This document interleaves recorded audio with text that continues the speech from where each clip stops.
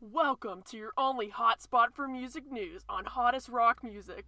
I'm your host, Kaiway, here with Michael Sabo. In today's episode, we'll be introducing the upcoming pop punk band Waterparks. Now, the breakdown. And no, I do not mean a breakdown in a song. For this episode, we will be comparing Waterparks to other pop punk bands, the background of the band, and then finally talking about their latest album, Fandom. Let's dive into the show. All right, Kaiway. Well, thank you so much for having me on the show. I'm really honored to be here, and I'm glad that you value my music opinion enough for me to come on here and talk to your fans. Yeah, not a problem. Thanks for coming on the show. I really appreciate it. So I know you are not familiar with Waterparks here. Do you have any questions before coming into this? I guess I'm just really curious on sort of the band's background. I know a little bit like the how they got their name, Waterparks, from the keyboard artist that visited them at the water park for their first rehearsal. I thought that was really interesting. I'm a little bit familiar with the band members themselves, like Otto, and I probably know Austin the most, as well as any fan would. But I guess if you could just tell me a little bit about the background of the band, I think that'd be pretty cool to All right. get used to. So, you missed Jeff. Jeff is actually the guitarist here. Otto, he's the drummer of the band. And then Austin, of course, everybody knows, is the lead singer here, which you just said. So basically, they were just three friends living in Houston, Texas. And how we said, like you said about their keyboardist, he was from West Virginia, moved to Houston, thought they were going to have a keyboardist. Thought. Yeah, thought, huh? Didn't work out well. Nope, did not. Well, this guy literally lied to him. That's like a freaking major blow there. Like, who would want somebody to lie to them? Like, Yeah, I don't have a professional opinion for myself, but I tried to start a couple bands in high school, and although I'm not a keyboardist, I'm more of a guitar player guy, but I know the frustration of having band members that promise a lot and don't deliver. so you're used to seeing others, like, the struggles of starting a band, finding good members, and sticking Yeah, with it. it's unfortunate, but it's interesting to hear that they're all started off as friends. They all grew up in the same town, and they were all serious enough to really make it big. It's pretty impressive, if you say so myself. Yes, I agree. Well, so we didn't get really into detail about how they got the band name. So like you said, when they got their keyboardist to move down there, they found out that he was lying about being their keyboardist. So Austin and Jeff and Otto were like, hey, let's trick this guy, like, come on, like, we're gonna get him back. So apparently in an interview with one of the other, like, major magazine companies, Austin said they tricked this guy to have, like, band practice at a water park. You can already guess the key term there, water park, as their band name. So this guy came to band practice in swimming trunks, and they thought it was hilarious. So they stuck with the name Waterparks. Yeah, what else do you go to a water park to do? I guess you go to record music, huh? Yeah, I mean, splish splash, am I right? Splish splash. Splooshing over there. All right. Do you have any other questions about the background of these boys? Not really. I guess that's pretty impressive with the whole band name thing. I guess it helps keep them grounded, know their roots, really stay true to who they are. So, I guess that's a big factor that plays a role in band identification. What they identify with, how they got their roots started, and really bring them back to home whenever things get rough. Oh, yeah. I know, as a fan myself here, Austin always refers to Houston all the time in his music. So it's nice to see a band still having their roots in their music. Right. Because he's not all caught up in the Los Angeles. Yeah. True. Real bands do. I mean, even though he does talk about it, he just usually says how sad he is being in Los Angeles because it's not all that. It's not his home. Nope. Not his home. All right, so that is the background on Waterparks here. Now we are going to transition here into what other bands that we can compare them to. So there's not really a lot to compare them with because they have their own sound. I agreed. So, I mean, before this, we both listened to Waterparks before we came into the show here to see if we can find a comparison here. Well, we did not find one, but what we did find out is who influenced them. You want to talk about? Right, so yeah, in a Wikipedia article that we looked at, Yeah, Wiki. Wikipedia. Well, also with a lot of different interviews that we saw with Austin, they identified a lot of their sort of role models that they looked up to, such as Green Day, Save the Day. Good Charlotte was one of Good them. Charlotte was one of them as well. Blink-182. Yep. And what I found interesting, I don't know about you, but one thing that I found interesting was that I never would have compared these bands together. We always identify Blink-182 with sort of mainstream punk, especially Green Day. A lot of Green Day's older stuff. I'm a huge fan of Green Day. I wouldn't compare these two bands at all, although they have the same relative band members, the Fabulous Three sort of deal, drum, bass, guitar. One thing interesting about Waterparks is that they actually don't have a full-time bassist in their band. But I would have never compared the sounds of all of these different bands that they say that they're influenced with, which is another reason why I couldn't compare Waterparks to really any pop-punk band. They really have their own sort of sound to them. But one thing that I could compare them to, especially, was, believe it or not, Rush. I watched a documentary about Rush the other day, and one of the reasons why they're so iconic is because they were the first ones to mix synthesizer and keyboard with, mainstream traditional 80s rock, which is something that I thought that Waterparks did very well the first time that I ever heard them, was they incorporated a lot of artificial synthesized sounds with guitar riffs and chord progressions, which was very impressive to me. So really, although I wouldn't compare their sound to anybody, I can see where they're coming from with creating their own style. I hope that, I know they're really early into their career, having only put out 3 full albums, Fandom being the latest, but I hope that they can make it as big as Rush and make a name for just themselves. They don't, they identify as pop punk, but they don't really identify with any genre, which is one thing that I think is amazing about them, is they're not held down to critics and what is mainstream music. They go their own way. Really respectful.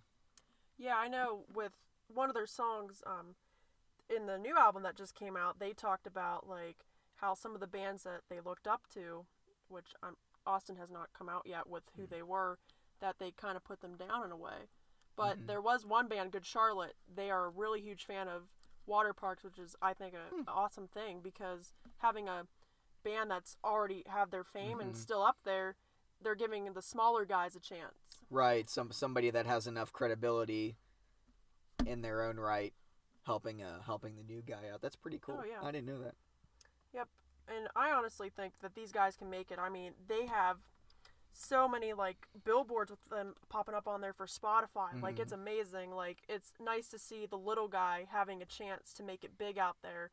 They've been having so many marketing times up there with like MTV. They were just on an interview, and then Alternative Press. They have like they're on the cover of magazines now, and they're just getting interviewed left and right. Like, they were just in the UK the other week, and then they were in New York doing a photo shoot and all that. Yeah, they're gaining a lot of ground in the area of, news media, and sort of they have their foot in the door as far as advertisement goes, which is another thing that really fascinates me about them, because normally bands are very pretentious with advertising. We don't like the market, the market's evil, big business bad, and although I can kind of see this as credibility towards bands such as Green Day, who hold a very, left-wing sort of point of view.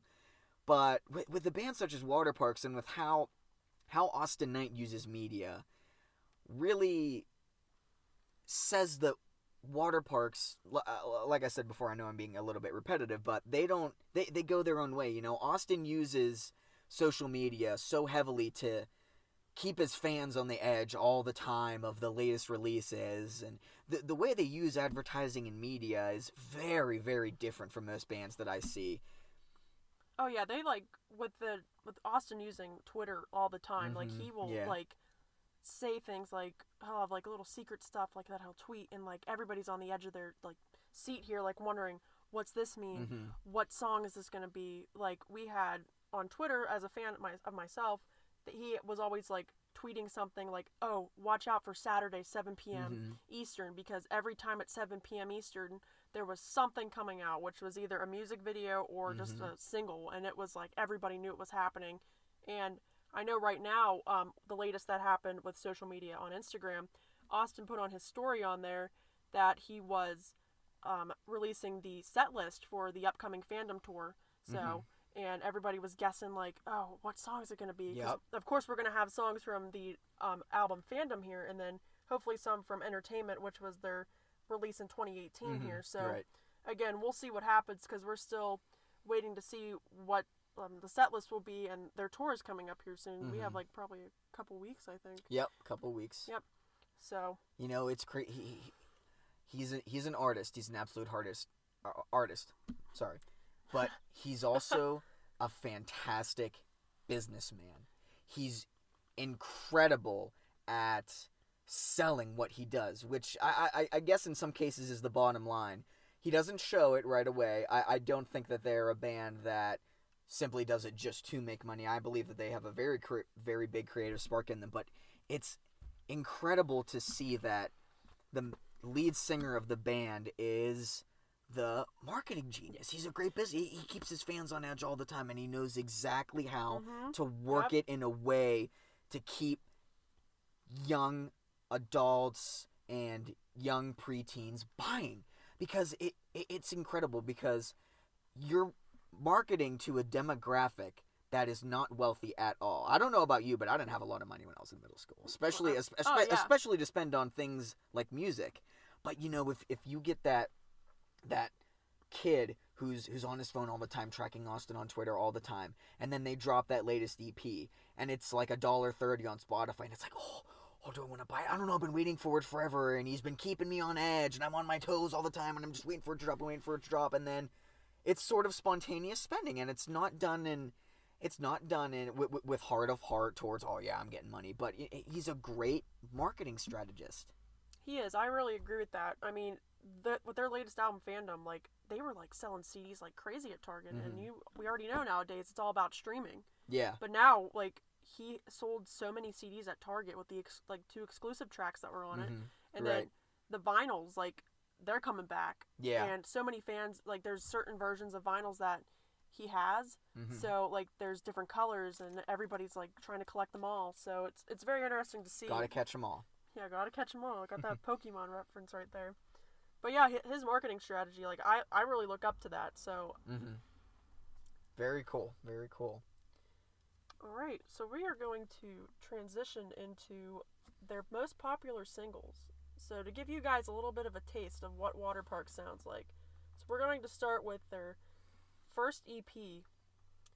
Let me pull it up here for you guys. Airplane Conversations. This EP came out in 2012, so these guys were babies, so bear with me here. Younger days. Yep, the good old days. The good old days. This probably won't sound the best, because, you know, when you're up and coming, you're not going to have the greatest, you know? But again, it's amazing that they still had that going on. Yeah, absolutely. They established their fan base nice and early. So we're going to play you a couple seconds of their most popular song from this album, called Silver, and it is the first track off of Airplane Conversations.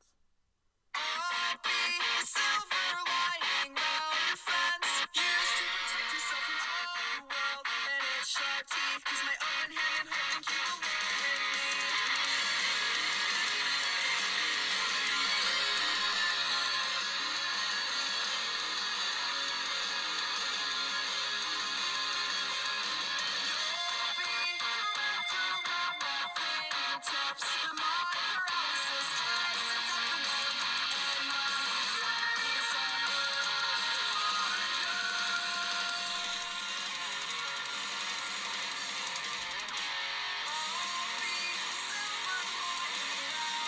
Alrighty, so that's like 40 seconds. A little teaser there for you. Enough to gather an opinion, I believe. Yes. Yeah, absolutely. Now, Michael, what would you think? You know, Waterparks is a band that I give a lot of credit to because they haven't changed their sound a lot. I think that they've stuck very true with their latest releases all the way back to Airplane Conversations, really early in their time. One thing that I did notice, however, in their more earlier EPs, and possibly even Entertainment, is that they were very pure in their punk rock riffs, their chord progressions, their writing, the fast and hard and crisp drum beat. They were very sort of, in this case, especially with this particular song, very, very Green Day like. Now, Austin's voice, in my opinion, is very iconic, very, very noticeable. Not at all like Billy Joe Armstrong. However, they were very mainstream pop punk. Now, I do believe that they started using their iconic synthesized sounds later in their career, particularly around the Double Dare period. However, I very much like their earlier stuff. I think it's very reminiscent of their influences, the bands that they recognized as their influences, and it's very, very down-to-earth punk rock. I can agree with that, yeah. I mean, with the riffs there and stuff, like, growing up, I mean, I never really paid attention to, you know, the guitar sounds and all that, because, again, growing up, I'm like, okay, it's just music. But, like, when I was a young teenager, it's like, now you're realizing, like, what goes all into this. That's the ticket right there. What makes that genre. So this is what really makes them that pop punk band. So. Yeah, that's the gravitational pull to it, too, is, you know, minimalist fifth chords, very simple riffs. Sort of the same keys as a lot of songs that you see, you know, your typical G chord, C chord, D chord, and then repeat with a solo after the second verse. Oh, yeah. I mean, since you play guitar, I mean, I've listened to you play, like, acoustic, your basic electric with an amp. So, I mean, it's great to have, like, that opinion on the show here to see what it's like, and you understand, like, the sounds that they make. Yeah, a lot of it's the same. A lot of it's very comparable. A lot of it's very simple, minimalist. I would say that the drum beat is the most advanced instrument in pop punk. The guitar, you can't beat the iconic fifth chord progressions, you know, typical 3 or 4 chords. But, you know, your drum beat is what's going to catch the audience, especially in that song, the dun dun dun dun dun dun dun dun. You know, the guitar is a great backup for the drum in early typical punk rock songs, and I think Waterparks understood that when they wanted to gather their sound, when they wanted to figure out, you know, what makes us like, what songs are our fans going to hear on the radio that they're going to immediately think, oh my god, Waterparks is on the radio. Yeah, I mean, like how you said with the guitar and the drums, it's like that upbeat noise. Like, it's kind of makes you want to start, like, a rebellion. Like, that's what I get from it. So, like, I think it's pretty cool. Call to action. Yep, call to action. I like that. Ready for the second EP here? Absolutely. All right. So our second EP here is Blacklight. And, you know, it's a very short EP here. You know, starting out again. So, I mean, one of the most popular ones, I believe, from this album is I'm a Natural Blue. So, this is talking about when Austin, like, he dyes his hair all the time. So it kind of shows, like, what's coming up in an album. What are we going to see? What are the themes? So, again, this is when he had his blue era. So let's get it going. Break me, 'cause I'm just not used to digging deep through all my idols' graves. I'm starting to think this isn't all that it's cracked up to be.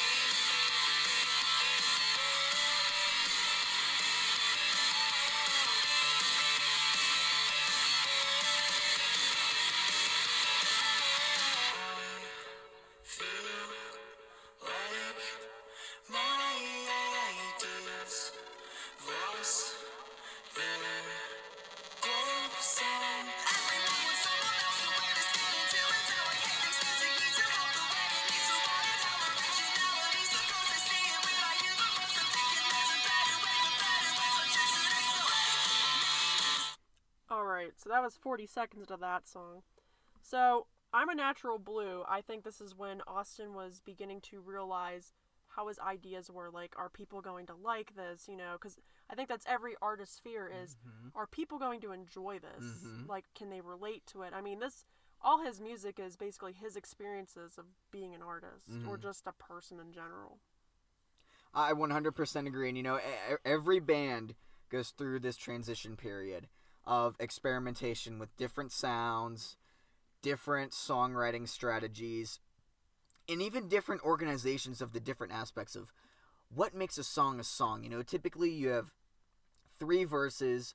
Sometimes you introduce the chorus in the beginning. Sometimes the first time the audience hears the chorus is after the first verse. And then a riff somewhere in between with either a solo or a bridge thrown in there. And I think Waterparks goes through these different transitions in different ways. And this is the transition period. This was the era of where you could hear it plainly in the song there in the background. They're starting to experiment with synthesized sounds. And that is the part of music that is constantly evolving as we introduce new technologies, new and better recording studios, new and better ways of mixing songs and music, because I think what a lot of people don't understand is that a band doesn't just simply go into the recording studio, play it once, and then go to Starbucks for coffee.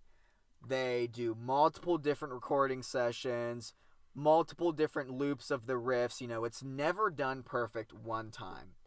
The recording process is very tedious, very strenuous, very time-consuming. I think it was System of a Down. Unfortunately, I apologize, I can't remember the track that it was now, but they did a recording over 20 times of the same song before they could mix the different portions of it to get it to where they wanted it. Yeah, because I feel like a lot of band members will have differences of what they like. Mm-hmm. And again, you all have to be on the same page here. And that is very rarely the case. Oh, it is. And yeah. You have to make sure your guitars are in like the right, right tuning. Yep. And then your drums, like, is this the right beat for it? Mm-hmm. Your lyrics, do they flow with, the sounds of the guitar, like the riffs, the drum beats, will it make sense, Will it work? Will it mix well? Exactly. Yeah, I think this was probably a hard time for Waterparks. I don't follow Austin as religiously on Twitter as some fans do, but I would imagine that around the Blue era was probably very, very strenuous for a lot of the band members, especially with the touring process for this. Oh yeah, they were still up and coming. Once the song was really exactly, they still had a young audience that they didn't really have a foothold in yet. Mm-hmm. They didn't want to lose any of their fan base, but at the same time you want to always have a fresh sound, or you can end up like AC/DC where all of their songs sound the same. I have a lot of respect for AC/DC, but they never experimented with different sounds like a lot of bands do now, and I think that's very good that a lot of people are more open to different bands doing different sounds. I know Cage the Elephant has changed their sound so many times from when they released their earlier albums like Tell Me I'm Pretty to where they are now. It's like night and day. But that is the evolution of a band, especially new era. Yeah, that reminds me, like, with the changing of sounds, like, one of my other favorite bands, Linkin Park, like, everybody knows, like, each album, it's like they change. Like, it's like first album Hybrid Theory, which was released, I believe, in 2000 or 1999, whichever date. And, like, it was like the new metal. Like, new metal was up and coming in that era. And then once we transitioned over to Meteora, that was when we got into more of the electronic type sound a little bit. But then as they kept going on, it was more electronic, poppy sound. Because, again, in my opinion, really, I think a lot of bands try the pop sound because it's what people like nowadays. It's what's popular. No pun intended for the word pop because it's unpopular. But, it's how to keep your fan base and keep rolling in that income. It's hard being a rock artist or pop punk in this day and age. And it's always a gamble because you're going to lose some fans and you're going to gain some fans. I know from my personal experience, I hate the pop sound. I think it's so artificial and so man-made. Maybe that's not the right term for it. It's so artificial in so many different ways because it's just with the click of a button and you make the sound. But I digress. So like auto-tune in a way. Right. Kind of. Yeah, exactly. But you're going to have that. You can never please anybody, and I think it's a challenge for a lot of bands to decide which way they want to go and whether they want to please the fans or whether they want to stay true to their self-expression, what they want to hear. Yeah, it's like that's why rock is like dying in a way, and it's sad, but like fans like us, like, I know we're both into some different type of genres of rock here, but again, we are the fans that keep it alive. So in a way, it's like we're gonna keep pushing it here to keep a time that capsule that some people are contributing to and some are taking out. Like, I'm still stuck in my 2000s rock era. I mean, I just don't want music to change like into that pop sound. I mean, again, one of my other favorite bands, Bring Me the Horizon, they kind of changed their sound from like hardcore metal to pop, and it's like, I don't know what's going on here. Night and day. Yeah, absolutely, night and day. So I mean, it's like, I understand with their lead vocalist Ollie Sykes, like, he can't keep doing vocals like that all his life, or he's gonna lose his voice with the screaming and all that. So really, I kind of understand where they're coming from, but it's kind of like they're feeding in. They are. The pop. Yep, some people buy into it and some people don't. Yep. Well, we're going to their last EP for now, which is Cluster. Now, this is the EP where I started listening to them and how I got my attention grabber for them. So we kind of listened to it at the beginning of the show here. So we're gonna play Crave. So this is the first song here.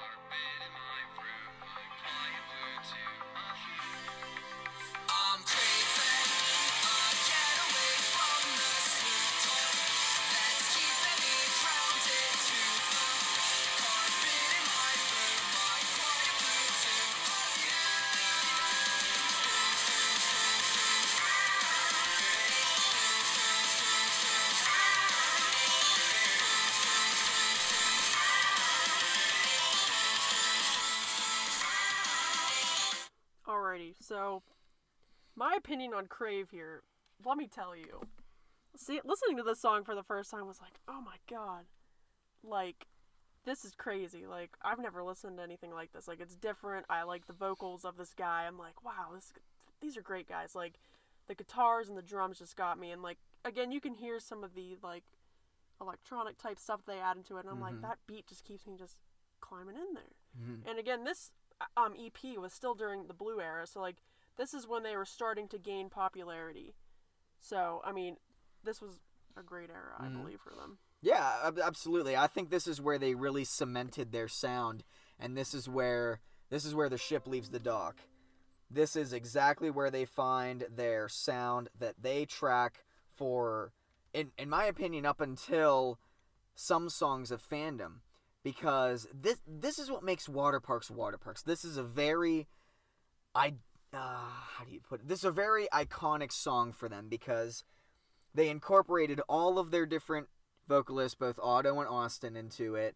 This is where they really got a solid beat down. And this is really where it all comes together. This is the conglomeration of what defines, Austinite's very credible lyric writing style. This incorporates a lot of Otto and Austin's guitar riffs to complement it for everybody to complement each other in a way that it's very pure, very close to their punk rock roots, but then they also incorporate themselves into it. And it's just this cornucopia of sounds and vocals and rhythm that they can look back to and say that, hey, this was a major hit. Like, this is where we really got professional in our recording style and where we all came together and really made a hit. You know what I mean? It's a precedent that they can always look back to. Yeah, like, it's their roots, basically. It's where it's got them where they are today. Right. It's not early enough to be amateur, and it's just late enough for them to have a mastery level at what they do. I believe that this solidified them to be like, I think we can do an album. Exactly. So like the EPs And it are gave them a practice. lot of self-confidence. Oh yeah, exactly. For sure. For just a small Houston band, it's gonna give it to them. So. All right, we're going to get to their first album here. I know, wow, first album. Oh my gosh, 2016 was the release of this one. Oh, that's taking me back. 2016. What we were like? I was 17. Wow. So yeah. You're old. I know, I am old. But anyway, we're gonna do one of their most popular singles from this one, which was "Stupid for You." And no, this does not mean someone's being stupid here. It's just you're stupid for that one person. So let's jump right into it. Tell me what you want me to say. You know I'm stupid for you. Can you come out and play? You know I'm stupid for you. I'm color-coded my moods. You're yellow, I'm natural blue. Let's get together and be green like my insides. At least I'll match your eyes. Jealous and hypnotized. Let's match our faces and be equally in love. Tell me what you want me to say. You know I'm stupid for you. Alrighty, I think you guys get the gist there of how they solidified their sound in this album here. So, this album was basically directed towards Austin's girlfriend at the time. Yellow is being used a lot in this album. Like, he uses a bunch of colors in songs because he has something where he just sees colors differently than people. Like, he describes everything in colors, like his moods, and I really just think it's interesting, in my opinion. So, I know it's called synesthesia, I believe is what it's called, and it's where you portray colors differently than what other people do. So, like, in this album, he used yellow and blue as a constant. So, like, the yellow is described as the girlfriend he was with at the time, and blue is, I'm guessing he's referring to his hair color at the time, because he's a blue boy. Well, and again, he does have some sad songs in this album, which, you know, he's been through some relationships, you know, and I get it. It's tough when you're an artist like that. But, and I like how he uses just all these colors. It's different. It's a rainbow. Yeah, it's like a rainbow. Yep, Rainbow in this exactly. whole album here. Well, I love the album. Very good album. However, this brings about one of my major criticisms of the band, and perhaps you can shed some light on this because you follow them more than I do, but one of my major criticisms is that the band revolves around Austin a lot. And I know he's the band's main songwriter, and I understand that, but all of his songs seem to be about experiences that he's had. And I know this goes all the way into fandom with the new relationship that he's in. He's not in a new relationship. It's okay. It's okay. Okay. Perhaps I'm still thinking in the past of the last one that he wrote about. Yeah, the one song he has in there is just. We'll get to that. In Right. the next one. So, yeah. But still, it seems like Austin has a big enough ego to where he writes all the songs about himself, and I'm just wondering, does that start a lot of infighting amongst the band members? Because in my opinion, if I was constantly playing songs about our lead singer, I'd get a bit, spotlight jealous. I mean, is that just me, or? And being a fan and running a fan page here, we don't, like, I've heard some fans talk about the ego and stuff like that, but I've never heard anything from Jeff or Otto. It's because I think they're all best friends, like, like, they get it. I think they like They're to tolerant. hear. Yeah, they tolerate Okay. like, they tolerate it, because I think they understand where Austin's coming from, because it seems, because Jeff, he's with a girlfriend now, they have a baby together. That's Otto, who I was thinking of. Okay. I'm sorry. Yeah. That's all right. And then Otto, he's with somebody, and I think they understand that Austin's over here. He's different, like, and he loves. Like, I can feel the love that he can give to somebody. Right. And it's just, a camaraderie. It's like a brotherhood. Yeah. Yeah. So again, I think they're just there for the support, and like they want to hear what he has to say. And again, for me, like I'm attracted to songs where I like to feel what the artist feels. So because then I can probably understand. Yeah, it's genuine. Yeah. Yeah. And I can understand how they feel during that. Like I try to put myself in their shoes and be like, okay, I can see why you feel this way, you know? And I think we've all been there. Oh, yeah, everybody falls through hard times, but I just feel like it's much more pronounced from this album forward of Austin just seeming to write about. I mean, understandably, all fall through hard times, and music is an expression. I don't know. Maybe it's just me. I don't know. Maybe I'm not used to it with the other bands that I follow. Okay. I mean, again, they're a new band. Yeah. Again, Austin is very personal with his fans. Like, his fans have a connection with him that nobody else, especially with those who follow him. You know, especially, like we said, his Twitter. So interactive. He's very, very interactive and personal with his fans. Yeah, he doesn't hold back.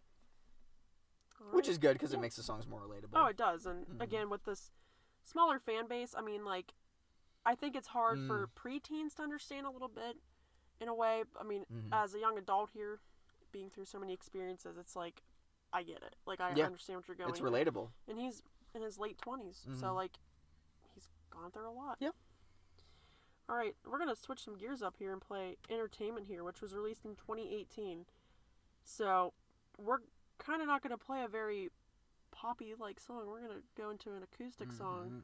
So, major change. Yeah, big major change here. They do have acoustics on the other one, but I feel like for Entertainment here, this song really caught the light of how Austin was feeling towards his girlfriend at the time. So, here we're going to play the song Lucky People.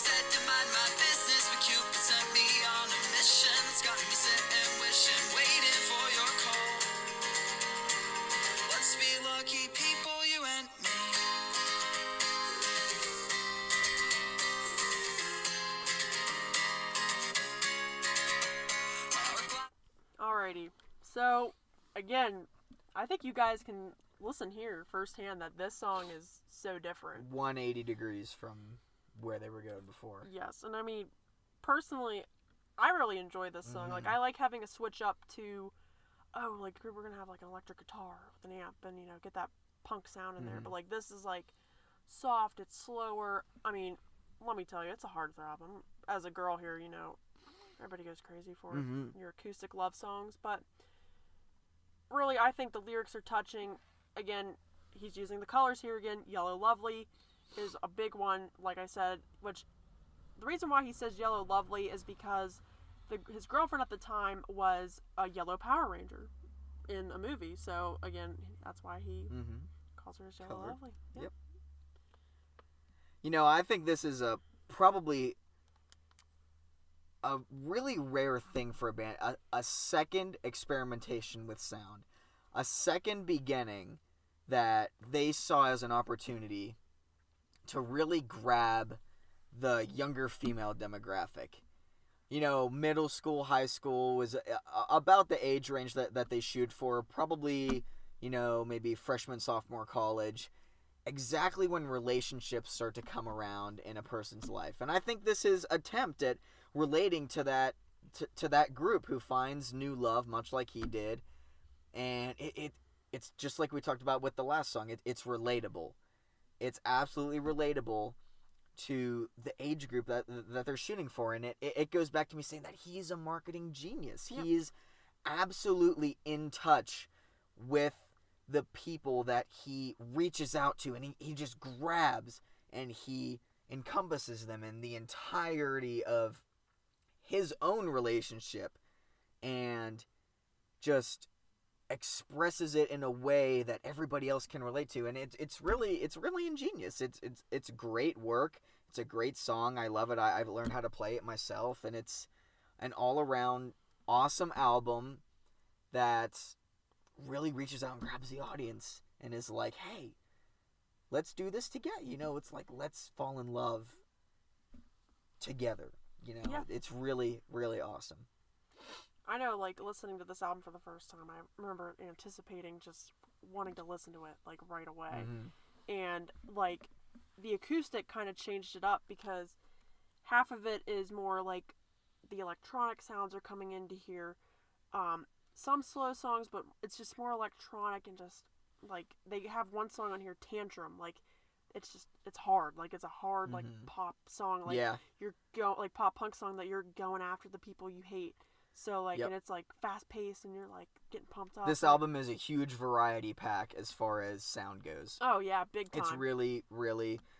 I believe that if you're trying to get any fan into the band, this is the album that you should show them. This is what you should share. This will be your starter. Yep. Like, Yeah. Your starter track. Yep. The track list that that's just the appetizer for the whole meal that's coming up. Yeah. All right. Well, finally, we're transitioning over to Fandom, the biggest release. Boy. The big boy that has been anticipated since November 11th, which came out on a Friday. Now, let me tell you, I've been waiting for this album. She was entrenched. Yes.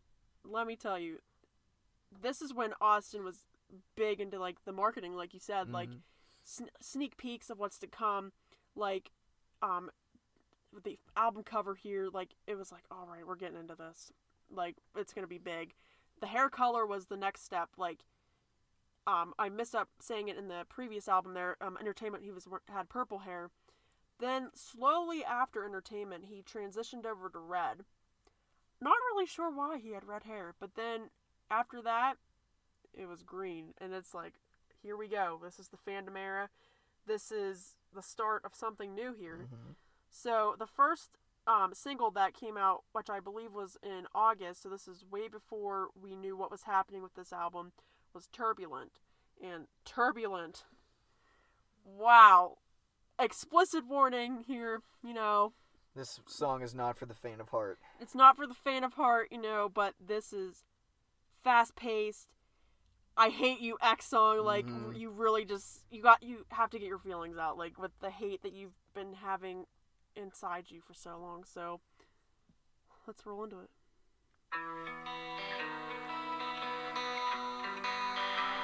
You had your own Pete, Wentz, and Patrick combined, writing your songs and singing them all like every single day. Tour brings that special pain, so fuck yourself and fuck your feelings. I believe it not in you and me, so fuck yourself and fuck your feelings. I believe it not in you and me, so I don't fuck you if I could. I don't love you like I should. Months before I did, and the months before I split, it's turbulent, turbulent. I don't fuck you if I could. I don't love you like I should. The months before I did, and the months before I split, it's turbulent, turbulent. You had your own Austin night. He texted back fast and he made you laugh. Yeah, you must be out of your mind. What do you want? Let's see where to start. How about the messages that you still send? Even though I blocked your number and I never fucking answer, my anxiety was turbulent and permanent. You gave me hell on earth and said you weren't quizzing. So fuck you. Alright, now, let me tell you, my first take on this song, I was like, whoa, what the F? Like, what the actual F? Like, I was not expecting this at all, and it was like, holy crap, he's angry. Like, I was not ready. And I just, oh my gosh, like, I like having the fast-paced song. Like, I just love feeling pumped up and just ready to go, because how Austin felt in this song, I was like, dude, I can relate, like, big time, because he was literally, I don't know, like, his ex-girlfriend, what he did to her, or what she did to him was just pretty messed up. Like, it was more cheating on the aspect, but just, like, I love how he compared himself to other pop punk artists like Pete Wentz and Patrick Stump from Fall Out Boy here, and it's like, you had that. Like, you could have had the world here with somebody who's in the music business, trying to do everything for you, but in a way, it's like she gave all that up to just go be with somebody else. And it's nice to see how Austin compared it. Like, he just put himself in the song where he was like, you had your own like pop punk artist here, and here you go. Like she just dropped him. Yeah. You know, I think, especially wrapping up what you said, you know, this is an album where he really expressed blatantly everything that he felt, and you know, it's sort of a continuation of Double Dare, where he, you know, writes about himself and his feelings, and what it's just pure, wholehearted expression. You know what music really boils down to. It's a form of expression, feelings, emotions, all of that wrapped up into one bundle, and this is exactly what they put out. You know, it's what was expected. Very built up, like you said, marketably.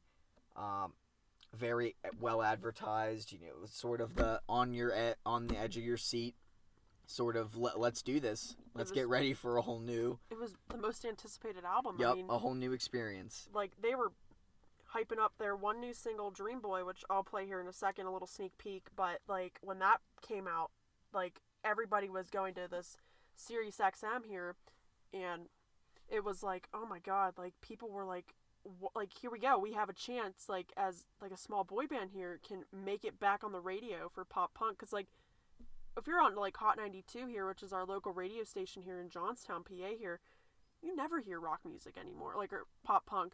It's more like hip hop and R&B now. Like, I mean, sometimes you'll get some pop punk, but that's mostly like in the afternoon here, where they do like throwbacks. And I don't know, I just feel like this is a chance now to get this back on the road here. Like rock and pop punk can surely live again here.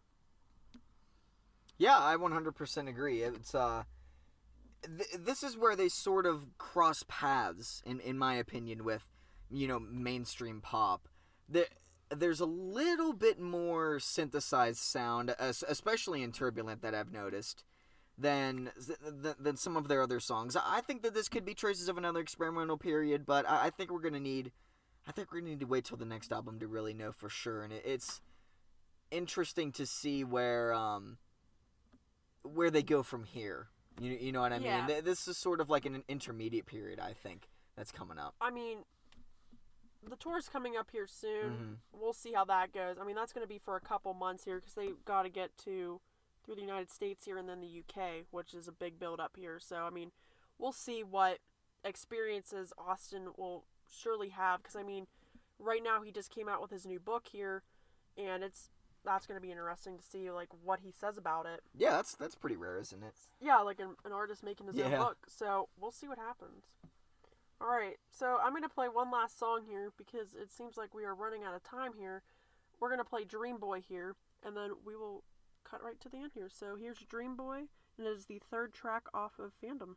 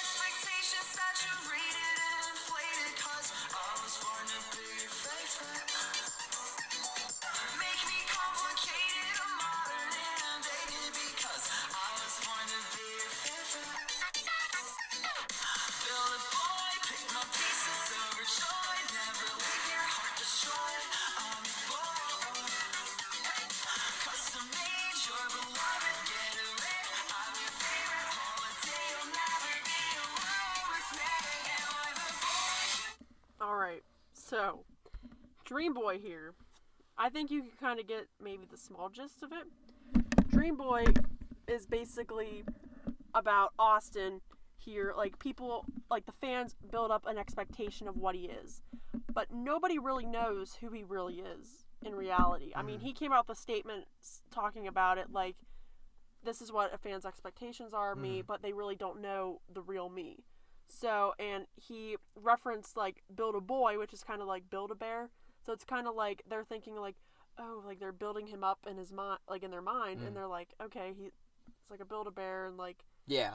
In reality, that's not how the like, real world works at all. No. And I mean, I feel like this is how a lot of young fans take how artists would be, like, oh, like, oh my god, like, they understand me, like, or they're perfect for me, but in reality, you don't know who the real person is. Like, right. I mean, I'm not gonna say I didn't do it. I mean, as a young teenager, oh yeah, I did that a lot. Like, I was like, oh my god, they're perfect, like, we're meant for each other.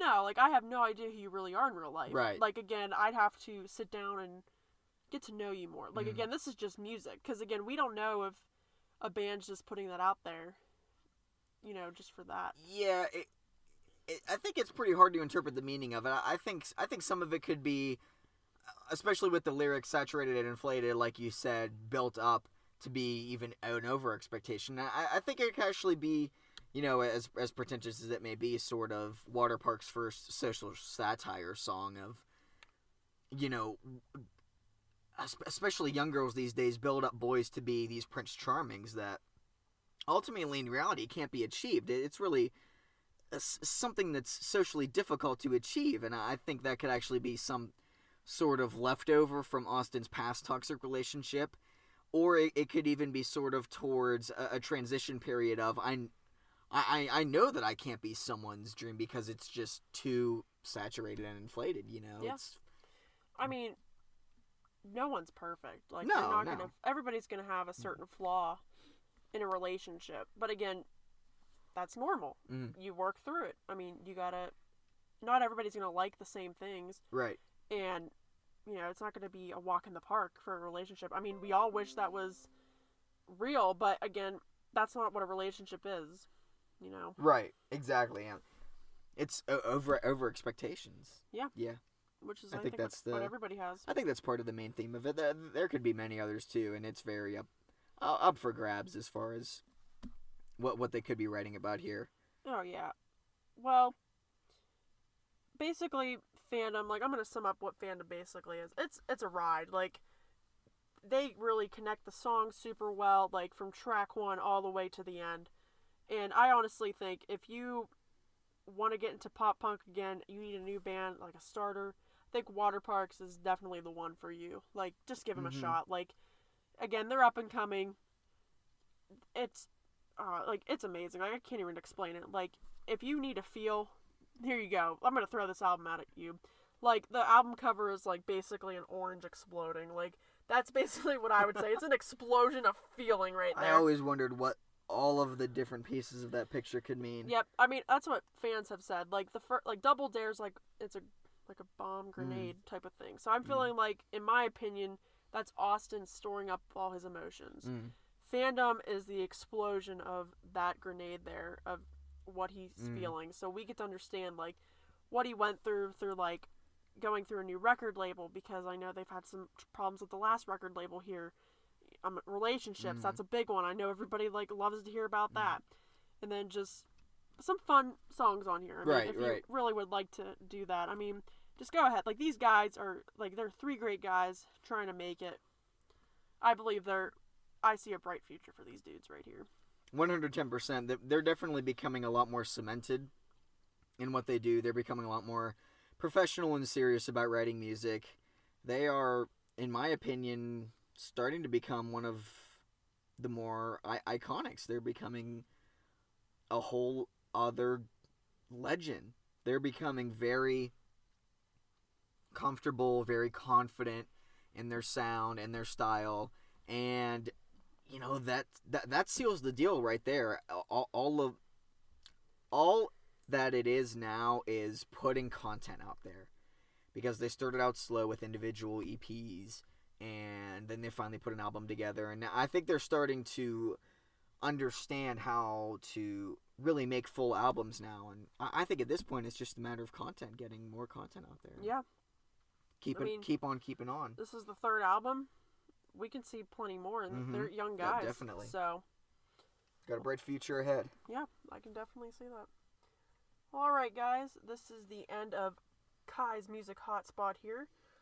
I will give you where to follow these Waterparks and the members here. So, on Twitter here, Waterparks is basically at Waterparks here. Austin, at Austin for Twitter, and the same for Jeff. His is _Jeff.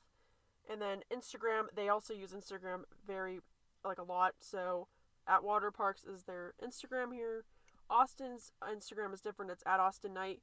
It's AWSTEN, because he spells it differently. So, and that's actually his real name. That's how he spelled it, because he changed it. So I pretty much like that. And then Jeff is still _Jeff. But Otto sadly does not have social media. I do not know why. But Respect. Yeah, respect that, man. And if you guys would like to follow me, I have my own fan page for them, which is take.austin.2.the.moon, because, I had to be creative with that one.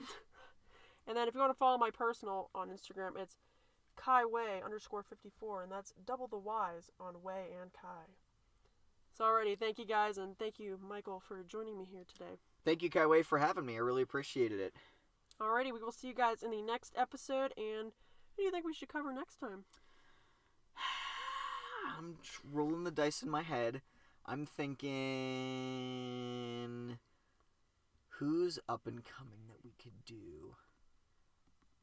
The Black Keys. Black Keys, already. Black Keys. We will see you One next of my time. favorites. Yeah, we will see you next time with the Black Keys. Thank you. Yep, thank you.